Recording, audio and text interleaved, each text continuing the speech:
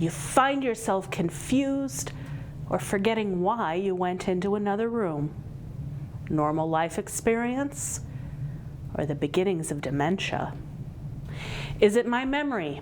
Tonight on Call with the Prairie Doc.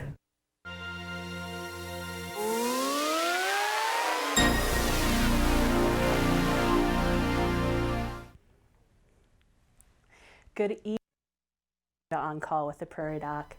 I am Dr. Deb Johnston, your Prairie Doc this evening. There are many changes we go through as we travel, as we age, though some are more troubling than others. First, let's take a look at this week's Prairie Doc quiz question. It's a true or false question tonight. Dementia is easily diagnosed with a blood test. True or false? Viewers who call in the correct answer will be entered into a drawing to win a copy of the book, The Picture of Health. Each of Dr. Holmes' essays, originally written for On Call with the Prairie Doc, comes with a wonderful accompanying photograph by Dr. Judith Peterson. We will announce the answer and the winner at the end of the show. Remember, you only have 10 minutes to get your answer in. We answer your questions about dementia as they are sent or called in to us via Facebook or email.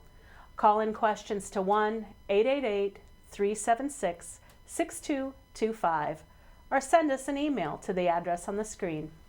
The earlier you submit your questions, the better the chance we can respond.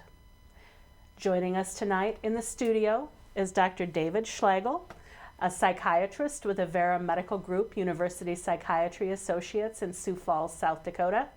And remotely via Zoom is Dr. Matthew Simmons, a neurologist with Monument Health in Rapid City, South Dakota. Welcome, gentlemen, and thank you so much for joining us. And Matt, I want to particularly thank you because although I had quite a bit of time to work on Dr. Schlagel and nag him until he agreed to join us, you were kind enough to step in last minute for us when the neurologist that was originally going to do on the show with us got drafted into duty at the hospital as a hospitalist. So I just want to send a reminder out there to everybody, COVID-19 is here. COVID-19 is bad. COVID-19 is killing people. It's filling our hospitals up. Please, everybody, be very careful. Wash your hands, wear your masks, socially distance, think really hard about your Thanksgiving plans. And I'm pretty darn sure that both of you gentlemen would echo that plea to everybody. So please, everybody, be careful. So I'd like to start with a little bit of background on you. Matt, would you start us off? Tell us a little bit about yourself and how you came to be a neurologist in Rapid City. Oh, okay. So I attended medical school at Creighton University in Omaha, Nebraska, and from there moved on to a neurology residency program at the University of Minnesota and finished my training there in general neurology. And then I did a 3-year rotation with the Air Force in Alaska and in general neurology practice. And from there, we moved to Rapid City, and I've been there for 28 years now. Wow, Alaska to Rapid City, that's a bit of a change. The winters, I imagine, are just a little nicer here. Oh, yes. We enjoy the weather here. And I was going to say that so I'm in general neurology practice, and then I do also function as Associate Dean for the University of South Dakota School of Medicine. We have a clinical campus in Rapid City. Great. Well, and I know that David is an instructor too for the medical students and the residents here in Sioux Falls. So can you tell us a little bit about yourself and your background? Sure. Originally from Sioux Falls, undergraduate at University of Minnesota in the Twin Cities, medical school at Medical College of Wisconsin in Milwaukee. Residency for psychiatry was University of Michigan in Ann Arbor. Then I also stayed there for an additional year to do a geriatric psychiatry fellowship. Most of the last several years have been in practice in Wisconsin. Just moved back to Sioux Falls area about 3 years ago to be a bit closer to family. and we're so glad to have you and your specialty here. That's such a huge need for patients. Dementia is a big problem for families and patients and for us primary care doctors, so we really appreciate having the expertise of our neurology and our psychiatry experts to help guide us through helping these patients. So let's get to some questions. Everybody, please call in and ask us your questions. The sooner you get them in, the higher the chance that we'll be able to talk about them and answer them thoroughly. So here's a question that somebody came in. I think this is a really, really valuable and good question. How much does genetics, does hereditary play a role in developing dementia? I'm going to direct that one to you, Matt. Okay, so it's probably a fairly complex process in most patients.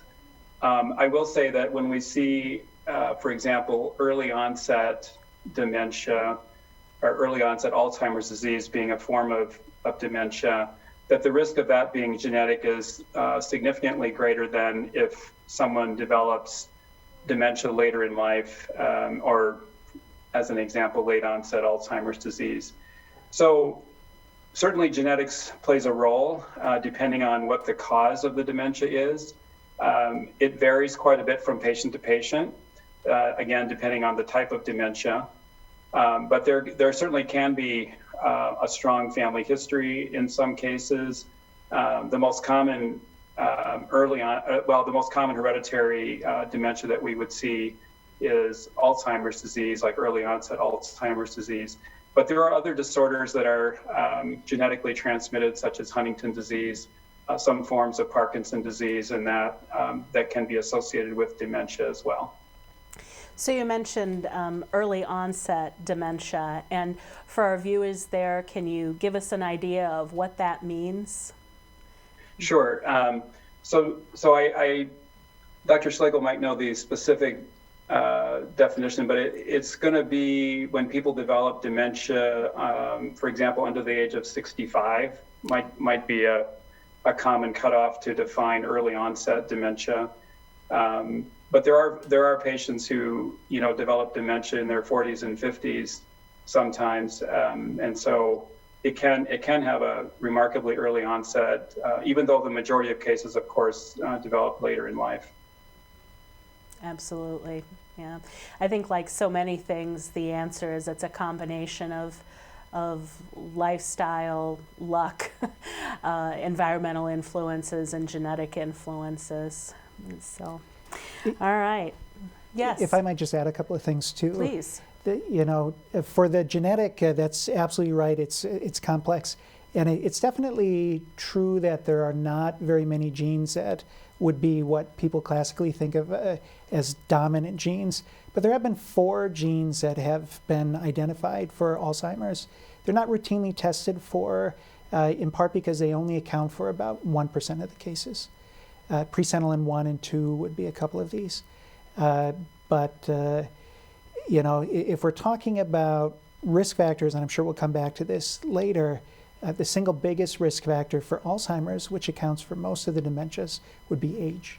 But there are a lot of different risk factors involved. I think that's a great segue. Let's talk a little bit about risk factors for dementia. First, let's start with the ones that we can't do anything about. Obviously, age. We're all going to get older, and we're all going to have that risk factor. What else? What other risk factors? Yeah, so it depends on what you're talking about. Again, if we're talking about Alzheimer's disease, which accounts for at least 60 to 70% of cases of dementia, some studies suggest more, but there's some controversy with that. Then you're really going to be talking about age as probably being the single biggest risk factor. After that, though, there's a lot of other things that some might be, I think, common sense, some of them might not be. Cardiovascular disease, high blood pressure can be risk factors. People's diets can influence this, their exercise levels. Previous education can influence either to the good or to the bad as far as risk factors go. And then there's going to be a number of other things that are slipping my mind right now, but Matt might be able to. Yeah, I can jump in with a couple. One that's gained a lot of attention is traumatic brain injury. This has been highlighted in those folks who have had repetitive concussions. And you'll see that, for example, became a big issue with some of the NFL players as an example. So we do have to put that into the list of risk factors. That brings up a question that was posed to me today, and I didn't really know a good way to answer it. But how about, single brain injuries? I'm in a car accident, I got a concussion. What's the evidence that that's going to increase my risk on down the road?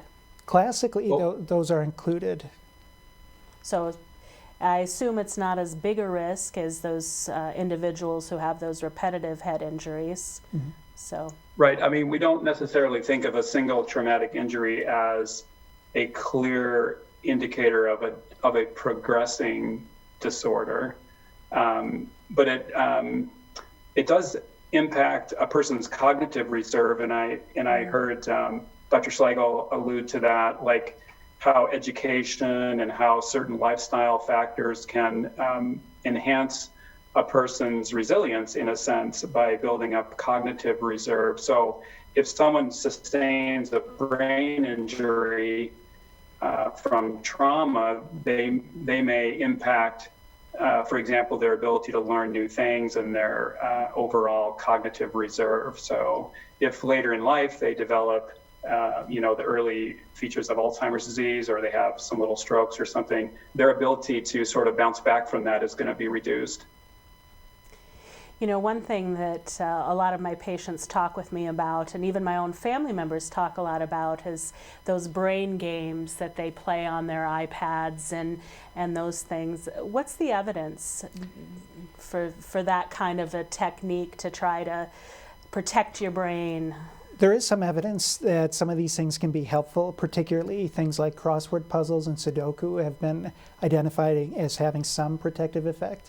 But a lot of the companies that propose that they have technical programs that can improve really are not operating on any evidence-based premise for that. So generally speaking, I think those are not really supported. Sounds like you agree with that, Matt. Yeah, I think that they get a lot of hype, and on the other hand, there's no harm, of course, to participating in those things typically, unless it's something that's costing you a lot of money or something like that. But if it's just sort of becomes a leisure activity that you like to participate in, thankfully there's really no harm. But I would agree that the evidence indicating that they're beneficial is very scant. On the other hand, there are some things that have gained attention in terms of people who engage in certain social interactions, people that learn new things, that, for example, learn a new language or learn how to play a musical instrument, or, continue their education throughout their lifetime. That type of brain stimulation is thought to be beneficial.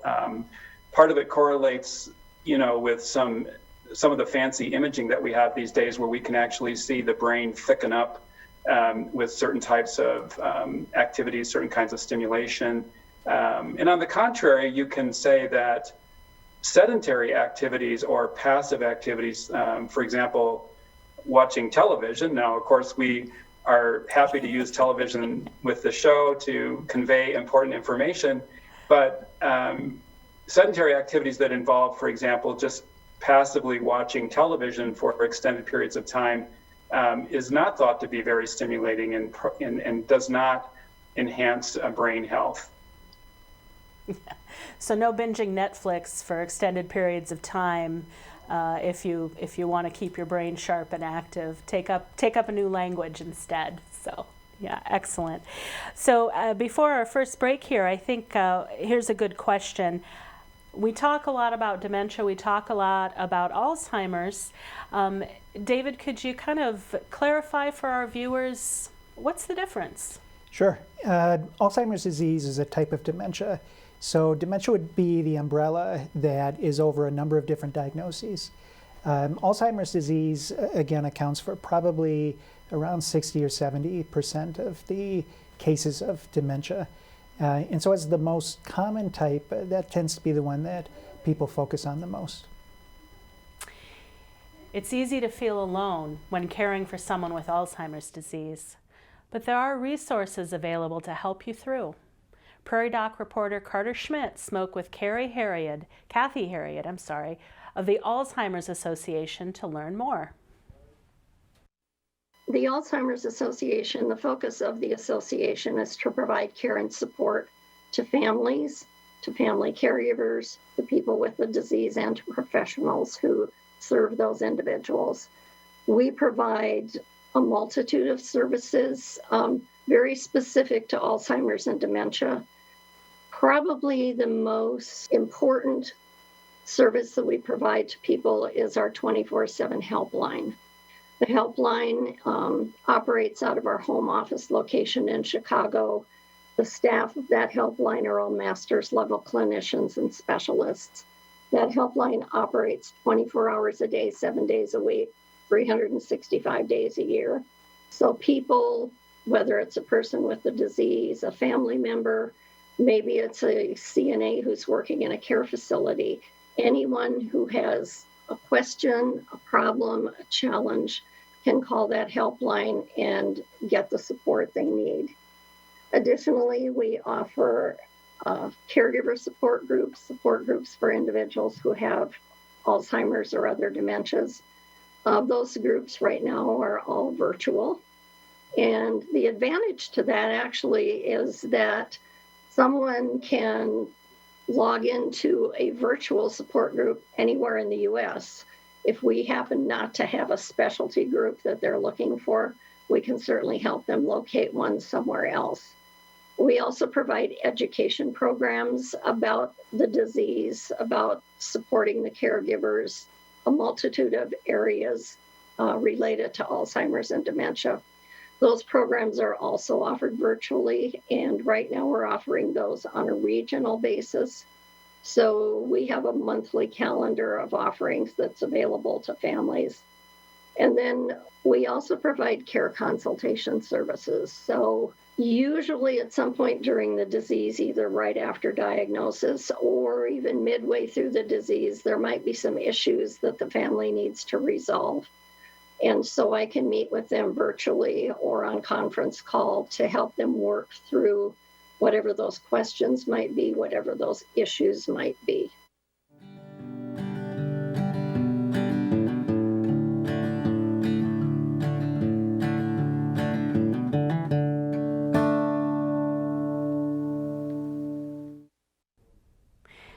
Well, that was great information. I mean, what a wonderful resource for everybody to have the Alzheimer's Association there to offer resources to families and patients suffering with the disease. So that's a great thing. So we have a whole bunch of questions here, so let's get started. Let's see. Oh, here, this is a good one. This kind of relates. We were talking a little bit before the break about Alzheimer's disease and how it's a subtype of dementia. And here we have a viewer from Sioux Falls asking, what about frontal lobe dementia? Can we describe that, and how is it different from Alzheimer's disease? I'm going to direct that one to you, Matt. Sure. So frontal temporal lobar degeneration is another degenerative neurologic disorder that results in dementia. It actually has two sort of major subtypes. One has to do with progressive loss of language function. So the medical term is aphasia, but those patients will present with progressive loss of their language. The other is what's called the behavioral variant, meaning that it primarily causes change in a person's behavior, not necessarily their memory and their ability to do other things, but they can have significant behavioral changes.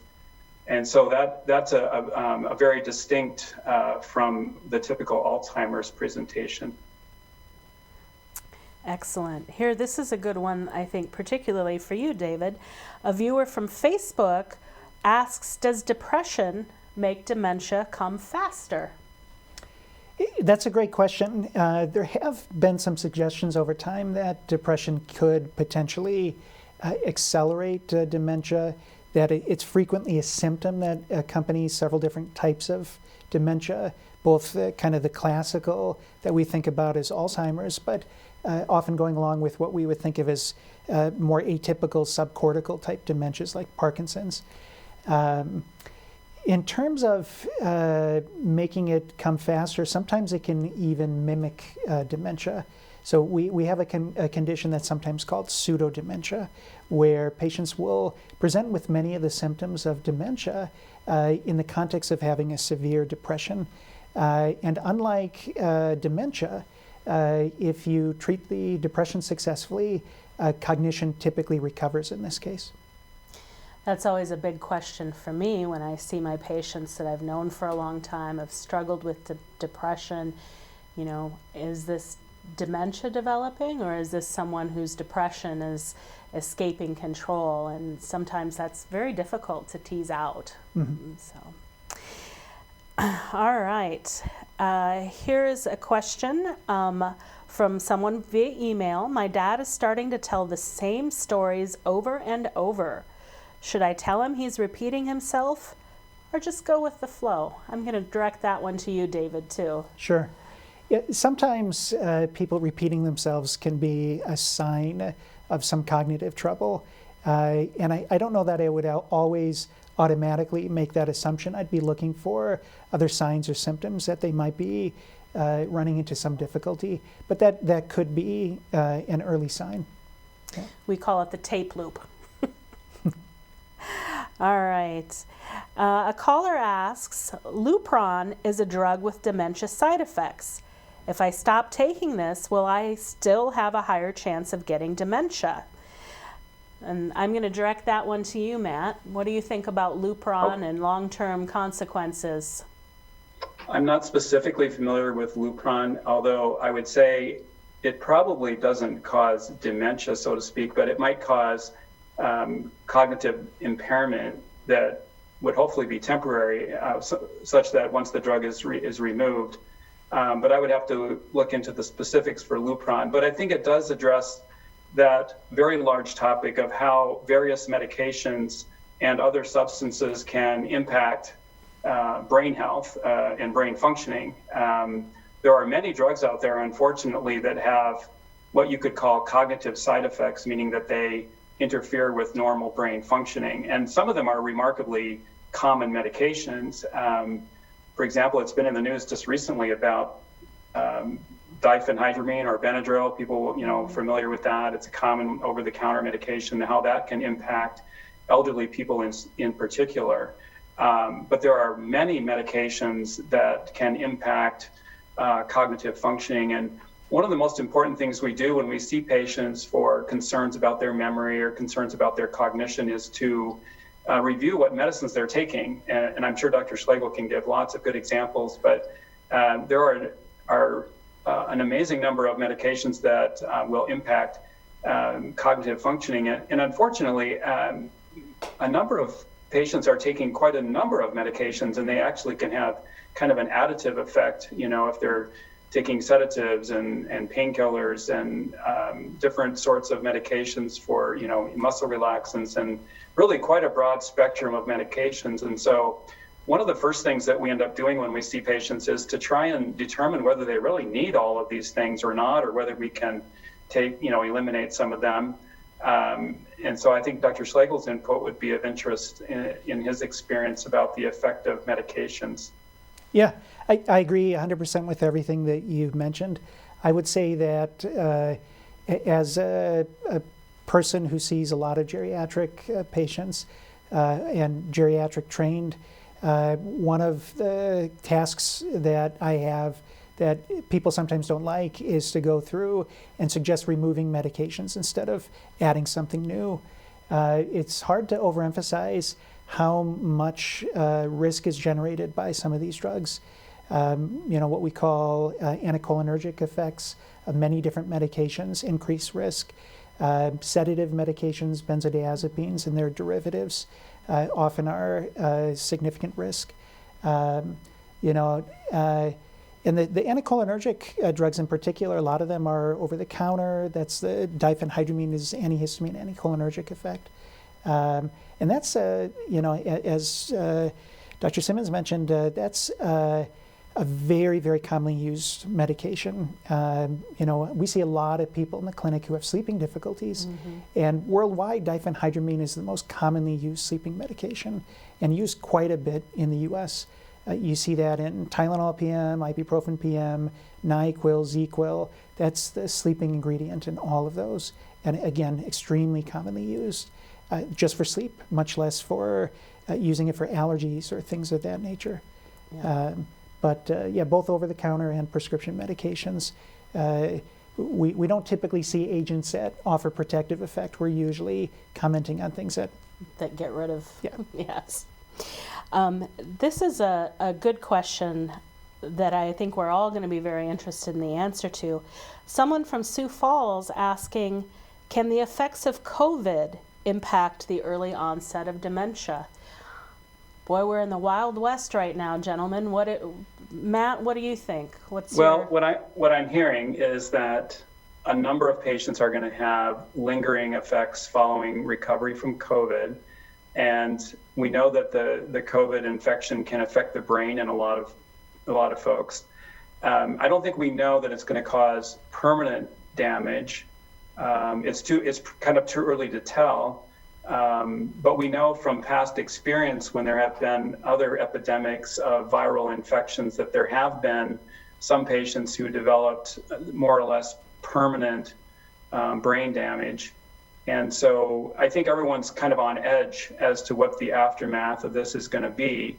I was just reading the other day that at some of the larger centers, some of the larger urban centers, they even have neurology clinics devoted exclusively to taking care of COVID patients with residual brain deficits following their recovery from the acute infection. So this is a big unknown. I think there's a lot of concern about what the after effects are going to be and whether there's going to be a number of folks who are permanently impaired in some capacity. So I think there's a lot of anxiety about the future, like what are we going to see if we get, if and when we get through this pandemic, the acute phase of it anyways, what are going to be the long-acting effects of this? And really time's going to tell. I had read something very recently even about increased risk of anxiety, depression, psychiatric issues after COVID recovery, beyond what you'd expect for recovery from any critical life-threatening injury or illness. So here was a question that I thought was a very good one here. A caller from Sioux Falls wants to know what the correlation is between doing poorly in school at a young age and forgetting things at an older age. I'm going to direct that to you, David. That's sort of the opposite end of the spectrum. But a lot of times if you're talking about doing poorly in school as a child, you want to look out for signs of learning disorders, whether or not there might be an undiagnosed ADHD or other impacts, intellectual disabilities that haven't been identified. And then there is some data to suggest that some of those issues, because they can cause lifelong cognitive difficulties in some cases, could influence some long-term risk, but I don't think that those would be major risk factors. There are some things that peripherally touch on that. I don't think that we brought it up earlier at all, but for example, in the realm of diseases that can cause some cognitive impairments, trisomy 21, Down syndrome is frequently identified as being a major cause of early onset Alzheimer's disease, and one of the big risk factors in that group. That's only peripherally related to this, but again, that's a circumstance where there's more specific answer. Good. All right.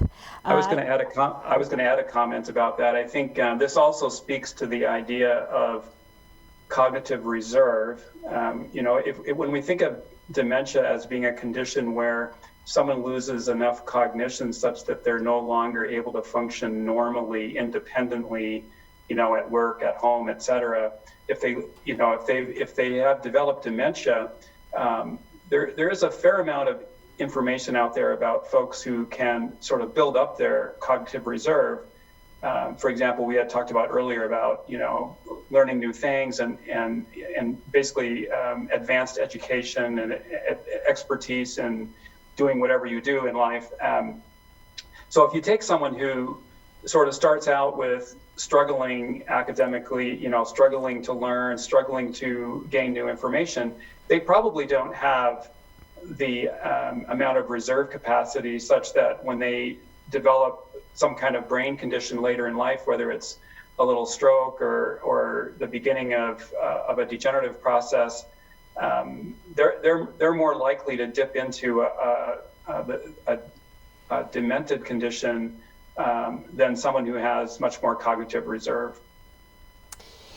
I think this next question is a really good one to kind of introduce our next little segment here. A question came in via email asking, do you have any recommendations for helping a father with Alzheimer's deal with big changes? We recently took his car away as he should not be driving, and he is very angry, and we are not sure how to deal with this. He is calling in the evenings claiming he needs to go to work. Not the case, he is 86. Do we need to try to rationalize and explain, or should we basically go with the flow and tell him we will be right there with the car, for example, even though it's not true? How do you advise your patients on that, David? Boy, that's a really tough question. Generally, I think that you really don't want to get into the habit of lying to people or misleading them. Sometimes you might need to diffuse a situation, but I probably wouldn't encourage kind of setting yourself up for some trouble with them later. So that is a tough one, but I think that if somebody is not safe to drive, if they've either had accidents or they've had a driving assessment and it's determined that they're having some trouble, then you need to take into account their safety and other people's safety first and foremost. Determining when someone with dementia should stop driving is a hard decision, but there are programs out there to help determine when it's time. Prairie Doc reporter Tori Berndt spoke with Jamie Dalcow with the Sanford's Driver Evaluation Program to dive in deeper about these tough decisions. So I'm an occupational therapist by background. So occupational therapy really focuses on helping people maintain their independence and being able to participate in activities throughout their daily life, things that help them find meaning and value in order to engage at home, in the community, and work environments. So really the driving program that we have at Sanford is meant to be able to help people maintain their independence and community engagement with the focus on medical fitness to drive. So typically after somebody has a diagnosis of dementia, then a lot of times it's recommended that they have a driving evaluation to determine if they are safe to continue driving. There's a really clear consensus that individuals in the mild stages of dementia generally are safe to drive. There's also a very clear consensus that individuals who are in the severe stages of dementia are not safe to drive. And then there's this pocket in the middle that there's kind of more of a gray area, those moderate severity cases. And that's really where we see a lot of our patients here at the driving program that typically will recommend an evaluation right upon diagnosis, which gives us a really good idea and baseline of somebody's cognitive performance, visual performance, and physical skills. And then we can follow that on a yearly basis so that we really can find a time to make sure that somebody can continue driving for as long as they safely can, that they don't stop driving too soon, but that they don't stop driving too late. So we really can hone in if we're doing an evaluation every 9 to 12 months, then we can really gauge that a lot better. So a great resource that I like to use in my practice is actually a book that was developed by the Hartford Insurance Organization. That it's called At the Crossroads, and it's family conversations about Alzheimer's disease, dementia, and driving. So this is a book that I tend to give to every individual with dementia that I see at least on the first time, and then we can certainly give them out after that. But it's really a great starting point for families to kind of start thinking about some things that might relate to not only driving, but some of the other planning. And there's a great resource in it that I like to provide to people. And really, it's about the warning signs for drivers with dementia.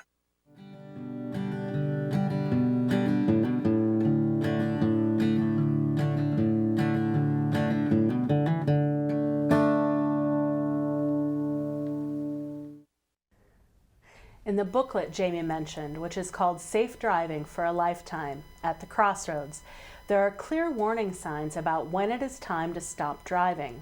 Some of the big ones are new scratches or dents on the car and loss of confidence when driving. If you have a loved one experiencing these warning signs, consider taking them to a driver evaluation test. And we've got a fair number of questions, gentlemen. I want to try to get to as many of them as we can here because they're all really good questions. So here's one that I think was particularly interesting.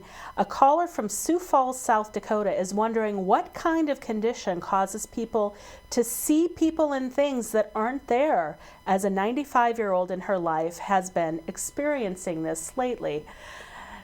Matt, can I turf that one to you? Sure, I'll take a shot at it, although I'm sure Dr. Schlagel has some ideas as well. Different perspectives. In my practice, what would if a person like that was being referred for me to look at, it's probably in the context of concern about that Lewy body disease or Lewy body dementia, where visual hallucinations are one of the key features of their presentation. Of course, there are other reasons why a patient might have hallucinations, and I think Dr. Schlagel could give some other clarification of that. But we end up seeing the Lewy body disease patients because they also tend to look like they have Parkinsonism, although it's different from Parkinson's disease. But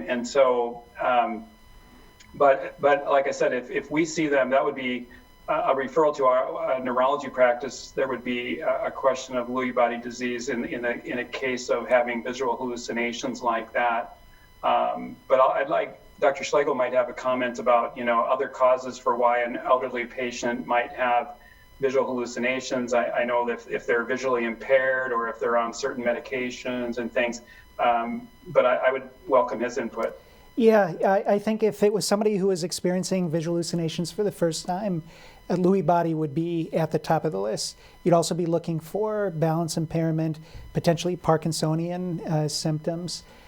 Sometimes we see the folks after they've already been treated by other providers, and you can glean some information from that. Certain medications they'll be very sensitive to, and that can be a clue as well. Other causes, again, if it's new onset and they have cognitive impairment, occasionally we do see Alzheimer's patients with hallucinations. It's not very common, it's pretty rare, but that does happen. Probably another common cause, again, depending on the presentation, would be delirium. We see a fair number of cases of delirium in hospital settings for consult service, but there are also a few of these folks in the community who present with hallucinations and waxing and waning presentation, cognitive impairment, disorientation, and they can have psychotic symptoms, delusions, hallucinations.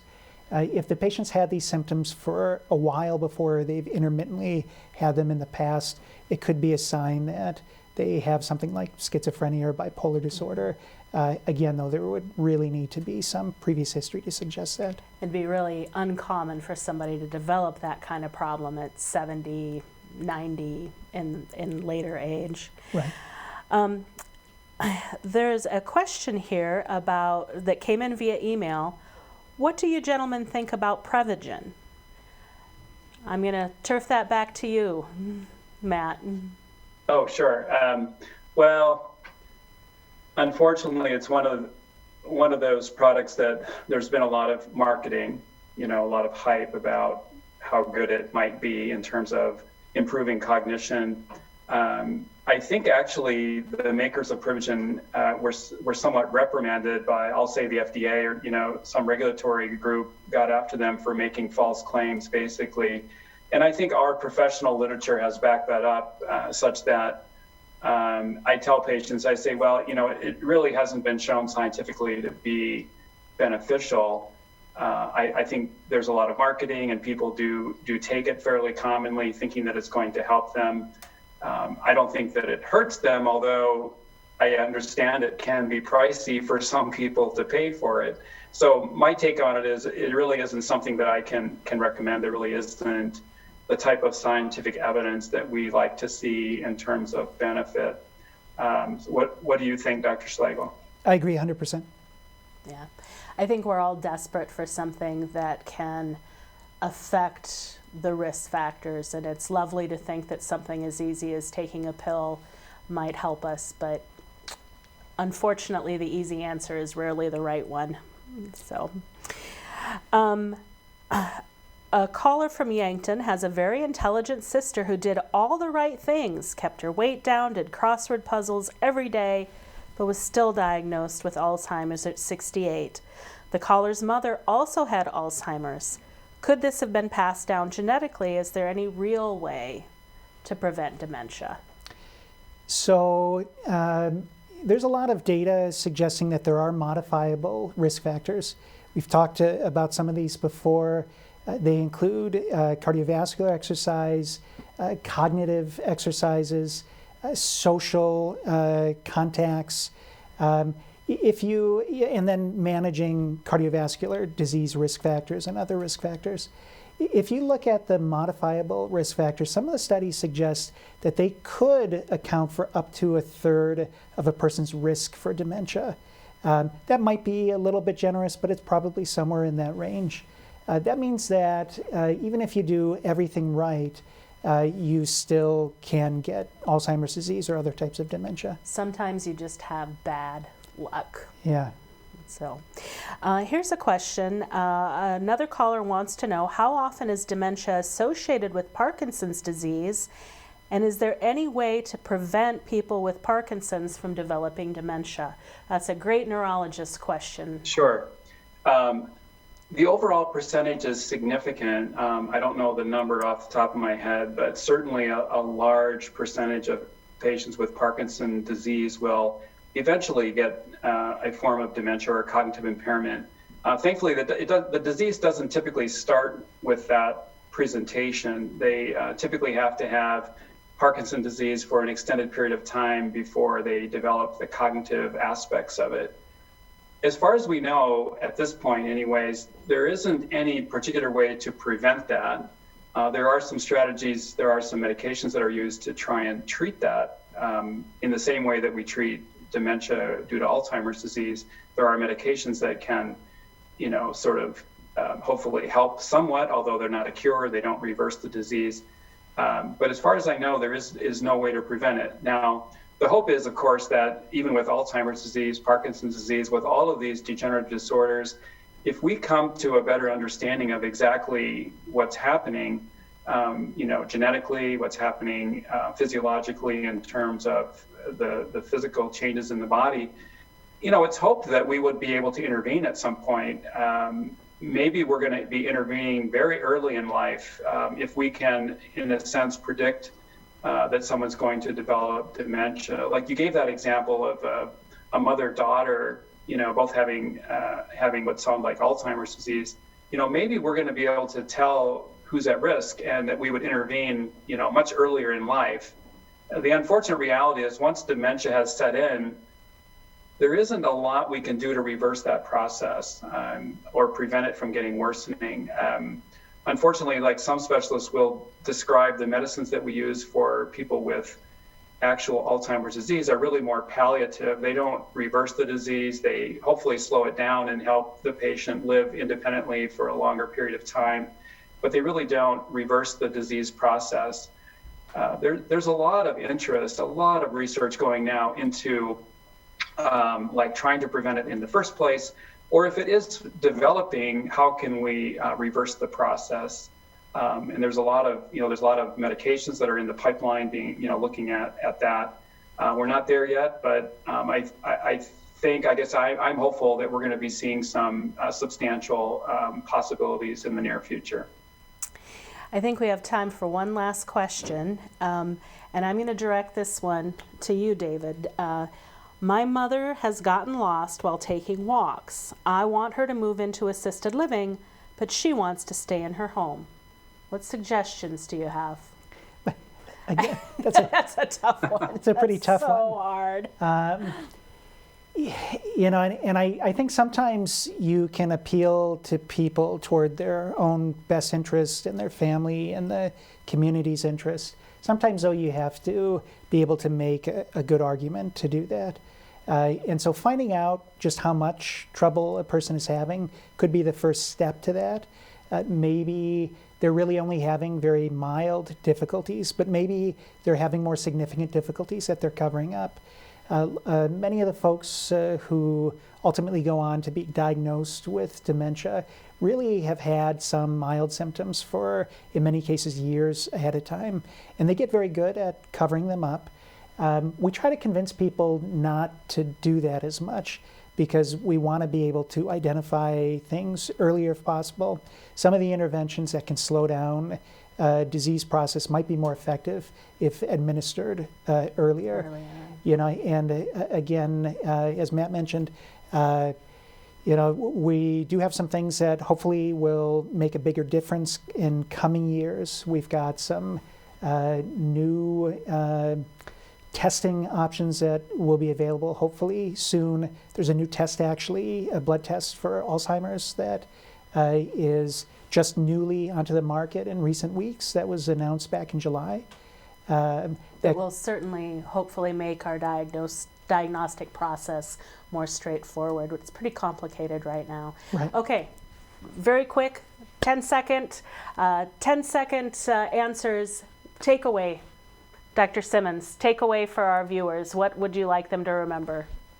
I would like everyone to be understanding of the difficulty with dementia and Alzheimer's disease, and to take whatever strategies you can earlier in life to prevent your risk, or to lower your risk of developing dementia in the future. 5 seconds. Make sure that you are reaching out to people, that you have a lot of contact with people. That probably goes along with that preventative, though. Excellent. Thank you so much, gentlemen. And now for the answer to tonight's Prairie Doc quiz question. Dementia is easily diagnosed with a blood test. True or false? And the answer is maybe not quite as straightforward, but false. The winner of tonight's quiz is Conda Green from Yale, South Dakota. Thank you, Conda, for participating. A book will be in the mail soon. We'll be right back after this. Extra, extra, read the Prairie Doc Perspectives weekly column in your local newspaper. More than 130 newspapers in the region print the newspaper column written by the Prairie Docs, covering a variety of medical and health-related topics. Ask your local paper if they print Prairie Doc Perspectives. I was very young when my grandfather suffered his first stroke and began his battle with vascular dementia. I grew up understanding that he was not like the other adults in my life. He would take me on long walks around the neighborhood, but it was never entirely clear who was supervising who.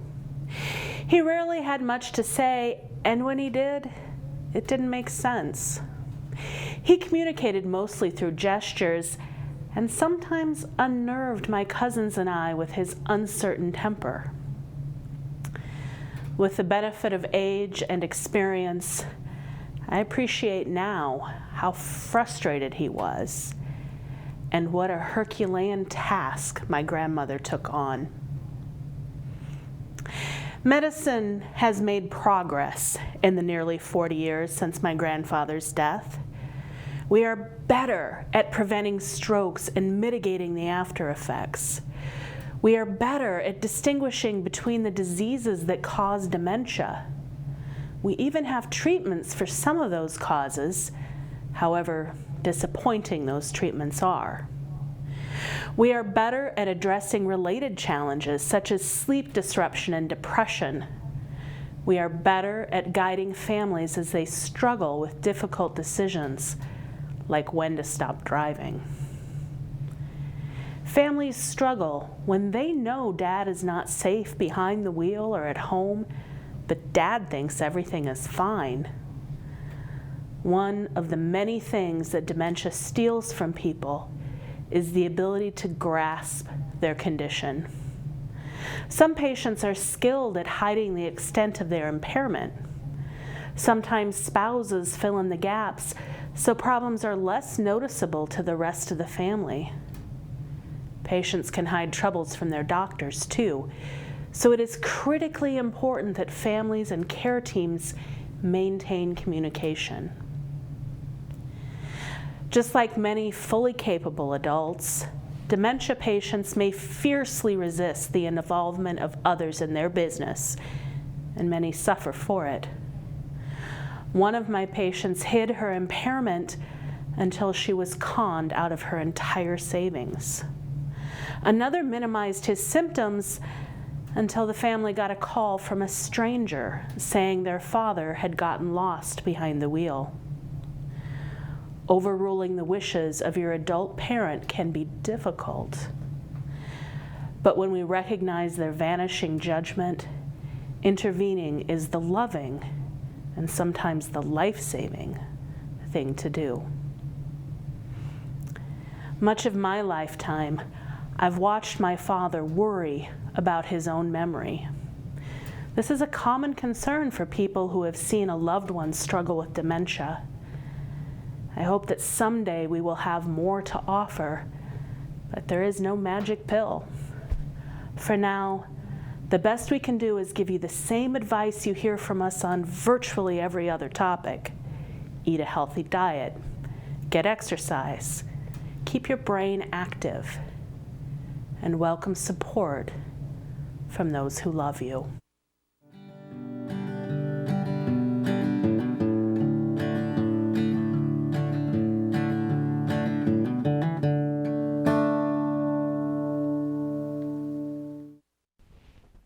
A big thank you to our guests, Drs. Matthew Simmons and David Schlagel, for volunteering their time to help us learn more about our minds, memory, and aging.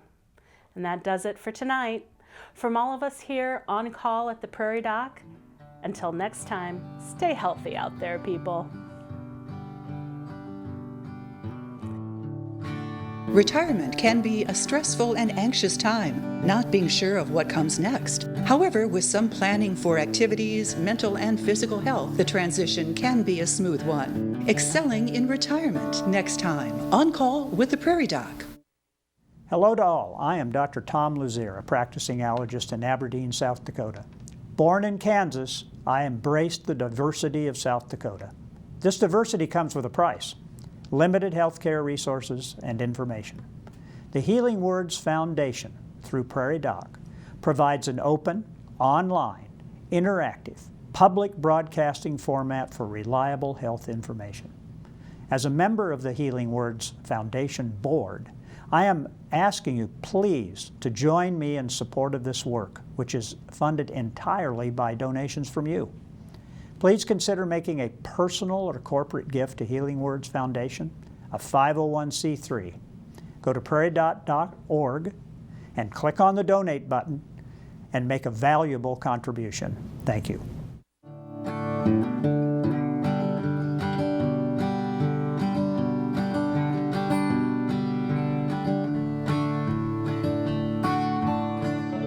Major funding for On Call with the Prairie Doc has been provided by